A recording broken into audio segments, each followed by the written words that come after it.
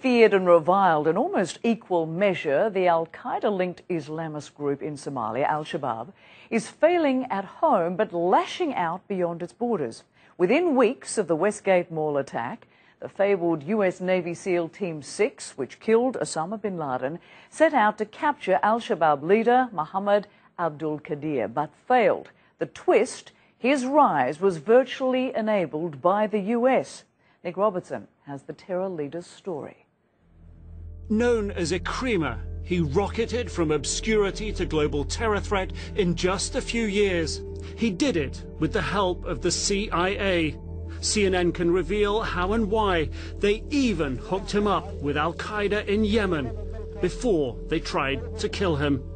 I was offered a million Danish kroner, which is equivalent to $200,000, if I could lead the Americans to kill him. Ikrima. Yeah. Storm, a former Danish biker turned jihadist turned double agent, says he was working undercover when he first met Ikrima. I met him in 2008 in Nairobi. I was working on a mission from the Danish intelligence and the British and the Americans. The CIA. The CIA and also the British MI5. Ikrima came from the coastal city of Mombasa, moved to the capital Nairobi, aged about 7, went to school with these men. Both are now so afraid of their former friend, they want their identities hidden. Neither expected him to turn terrorist. He was a joyful, playful, but kind of a shy person. He is quite clever. He comes from a middle-class family. They looked after him very well. A loving, caring family. They paid for him to attend this elite school. He learned French and other languages. It was supposed to help him in later life. It did, but not the way his family would have wanted. When he left the school, no job on the horizon, his family shipped him off to Norway.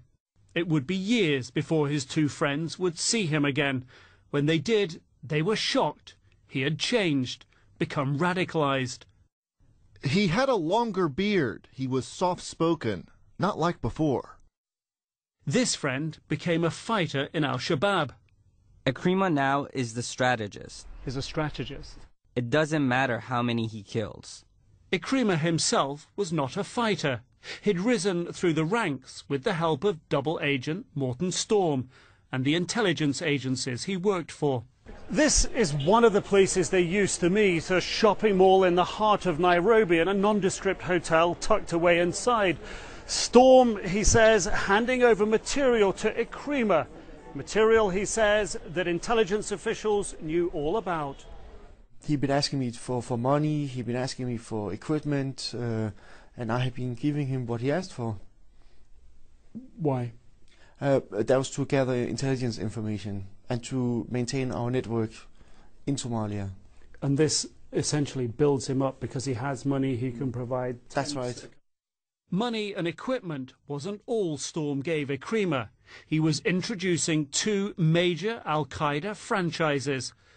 This is an email sent the 23rd of February 2010, where Anwar al-Awlaki is asking me to pass on an email to Ikrima.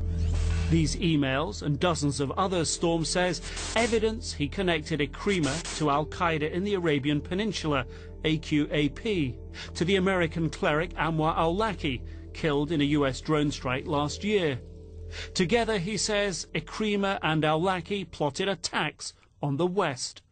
Ikrima and Anwar al-Awlaki had been in touch and had agreed to send people from Somalia to Yemen to receive the training, and then AQAP in Yemen would arrange the traveling to the West, and that would be for terrorist attacks over there. Storm lost touch with Ikrima last year when he retired from spying, disagreeing with his handlers about a mission in Yemen. Storm blames intelligence services for building Ikrima up and leaving him at large, to perhaps be involved in the Kenya shopping mall attack. I get really frustrated to know that Ikrima have been maybe involved in Westgate's terrorist attack, and also is a high-rank person within that organization. It frustrates me a lot. So Because it could have been stopped. He could have been stopped.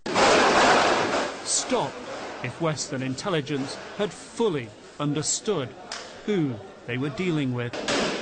Nick Robertson, CNN, Nairobi, Kenya. And the CIA has declined to comment to CNN on this story.